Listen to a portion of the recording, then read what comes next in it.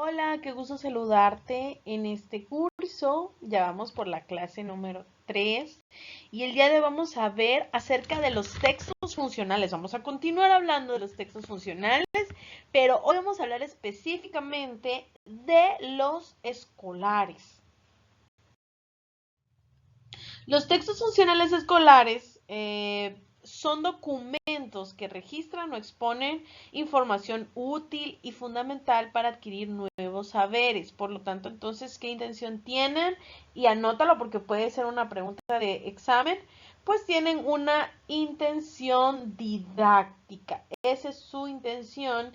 Entonces, ¿qué quiere decir que su intención es didáctica de los textos funcionales escolares? Que el aprendizaje lo va a facilitar, ¿verdad? Que como estudiantes va a facilitar el aprendizaje. Y vamos a ver el día de hoy cuáles son, pero antes de eso quisiera que viéramos las características externas y las características internas de este tipo de textos escolares funcionales escolares, ¿ok? Muy bien. Las características externas son variadas, ya que para elaborar estos textos se pueden utilizar distintas estrategias. Por ejemplo, tenemos que dice que es un esquema como característica. La descripción con esta estrategia puedes organizar la información de una forma jerárquica, ¿verdad? Aquí vemos un ejemplo y eso es como un cuadro sinóptico. Puedes usar también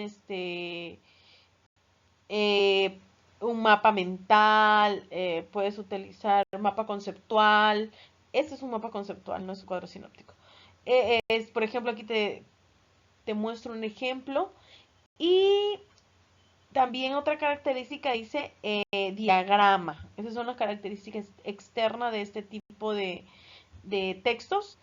Esta estrategia te ayuda a organizar información numérica empleando diversos gráficos como líneas, signos y símbolos, ¿ok? También tenemos el bosquejo. Esta estrategia te permite organizar tus propios pensamientos de manera lógica, pero sin una secuencia correcta, porque su propósito es reducir la información, ¿ok? Aquí vemos un ejemplo. Y aquí tenemos las palabras claves. Es muy importante. Esta estrategia consiste en identificar y destacar vocablos, frases u oraciones básicas en el texto que contienen las ideas principales o los conceptos de la información que tú estás trabajando. Este tipo de expresiones se resalta con negritas, subrayado, cursivas y solo puedes tener cuidado de no confundirlas con las referencias textuales. Muy bien, ya tú debes de saber qué onda. También tenemos los títulos y los subtítulos. Esta estrategia refuerza la importancia del tema a estudiar a través del mensaje que envían los títulos y los subtítulos, ¿verdad? Son muy importantes los títulos y los subtítulos. Pueden presentar como que el tema en general concentrado, justificados o alineados a la izquierda, empleados en negrita, cursiva u otro color del texto o el tipo de letra, como por ejemplo aquí tienes la imagen de referencia. También tenemos dentro de estos tipos de textos funcionales escolares las características internas. Las características internas. Por ejemplo, prototipos textuales como narración, descripción, exposición, argumentación y conversación. Y las propiedades textuales como la adecuación, coherencia y cohesión que vimos en la clase número 1. ¿Ok? Bueno. Vamos a ver en esta clase, ahora sí, algunos tipos de textos más importantes. Los más importantes son el cuadro sinóptico y el mapa conceptual. Y el día de hoy vamos a ver 4 distintos tipos de textos funcionales que son como que un poco más sencillos y nos ayudan más a tener esta parte del aprendizaje, ¿ok? Nos ayudan más en cuanto al conocimiento, al adquirir conocimiento y a todo lo que tenga que ver con el aprendizaje. Tenemos el mapa conceptual, ya lo conoces, como características internas que tiene. Tiene conceptos, como dice la palabra, mapa conceptual, ¿verdad? ¿Qué es un concepto? Es una palabra, un término que manifiesta hechos, cualidades, fenómenos, objetos y no deben repetirse ni usarse como enlace. Ahorita vamos a ver un ejemplo tiene palabras de enlace. ¿Qué son las palabras de enlace? Son preposiciones, conjunciones y adverbios que se utilizan para integrar una proposición. ¿Qué cosa es una proposición? Es una oración que consta de dos o más conceptos ligados por las palabras de enlace. Esas son sus características internas. Ahora, ¿qué características externas tiene un mapa conceptual? Tiene elipses u óvalos. ¿Y qué es eso? Dentro de eso anotamos el concepto, ¿verdad? Tiene líneas, flechas de enlace. Deben usarse líneas cuando la relación se indica con palabra de enlace y flechas cuando la relación es cruzada. Tiene palabras de enlace, se escriben en minúsculas sobre o junto a la línea que va a enlazar. ¿Ok? Tiene propiedades textuales. Y las propiedades textuales, ¿cuáles son? La adecuación, la coherencia y la cohesión. Muy bien.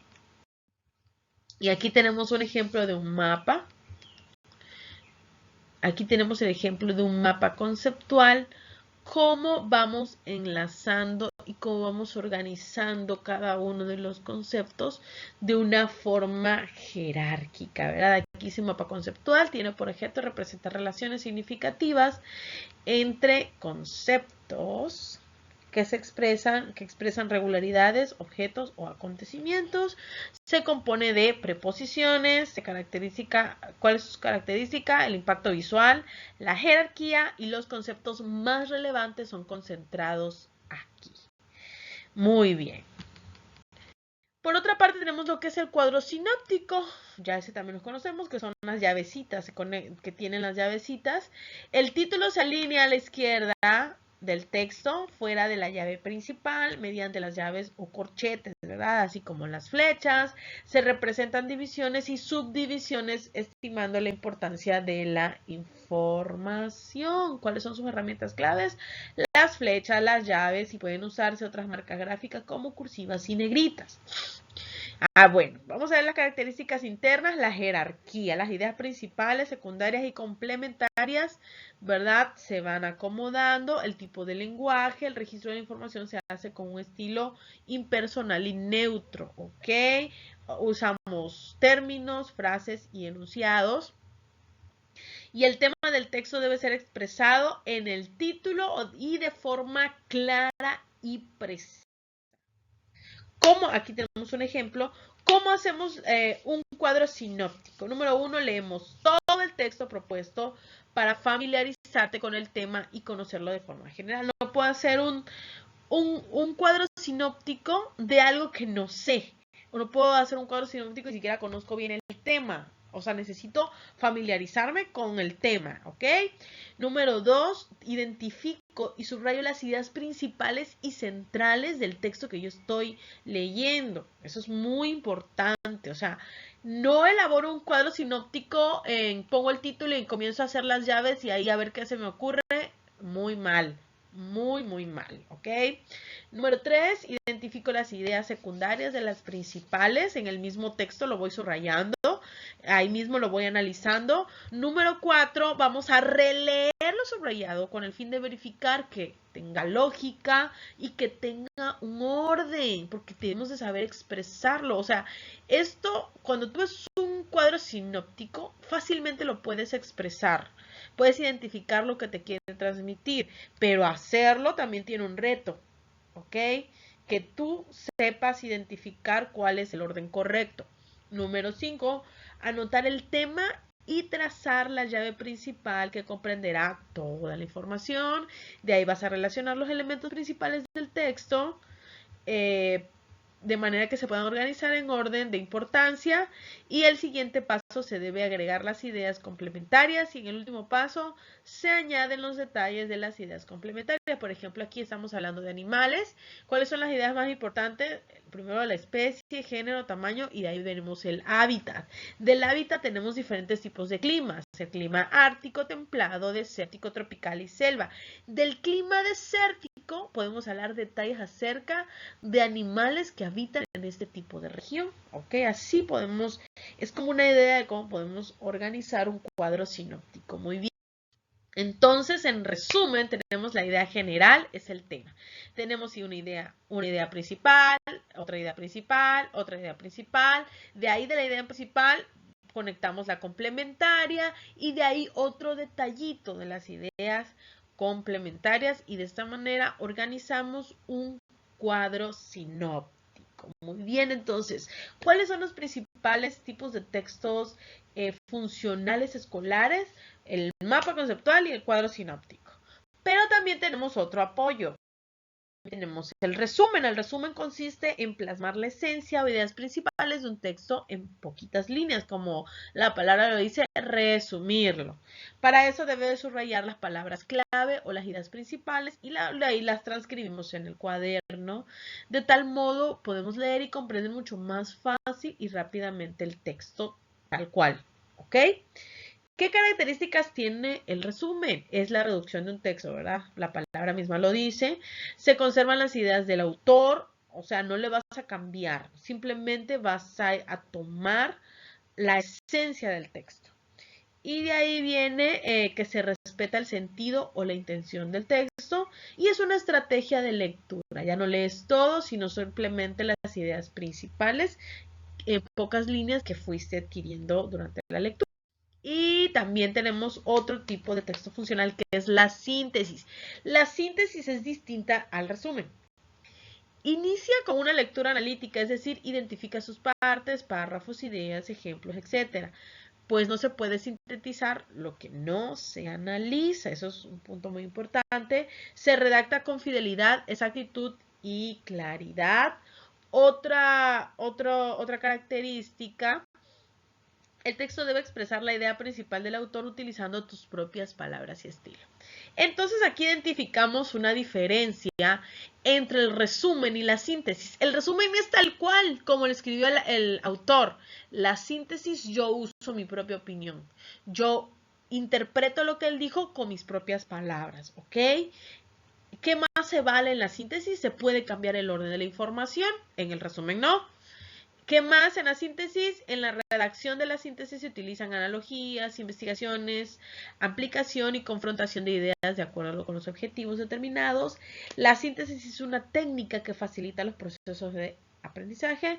Es una herramienta que permite comprender, interiorizar y redactar mejor los contenidos de nuestro interés. La síntesis se basa en las ideas centrales de un texto, pero con mis propias palabras, no lo olvides. Y que más es importante que sea un texto más reducido que el original. Eso sí, se parece en el resumen en que es mucho más reducido que el texto original. Y que más dice que no se incluyen ideas nuevas o percepciones propias, sino con tus propias palabras. O sea, el resumen tal cual el autor. La síntesis con tus propias palabras, lo mismo que el autor está diciendo. ¿Ok? Bueno, esa es la clase. No olvides realizar tus actividades. Nos vemos la próxima.